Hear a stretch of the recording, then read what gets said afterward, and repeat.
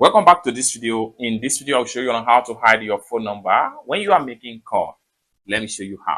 But before we dive into the tutorial, if you found this tutorial useful and you are already into this channel, remember click on that subscribe, turn on the notification bell for more useful tutorial like this. So with that being said, the very first thing you need to do is to head over to your phone dialer. I'm going to click on here to open up my dialer. After you open up your phone dialer, next thing you need to do is to simply click on the setting icon from the top corner right here. So click on that. Then it's going to take you right here. Next thing you need to do is to simply scroll down right here and make sure you go to carrier features. So click on that.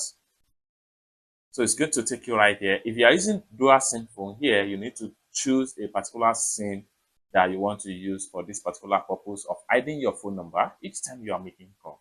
And for you to do that, I'm going to select my SIM one right here. Having selected the SIM, next thing you need to do is to simply click on additional settings right here. Click on additional. So right here, click on additional settings. Then it's going to load up like so. Next thing you need to do is to simply click on caller ID. The next thing you need to do is to simply click on hide number. Once you click on hide number, it's going to be reflected right here.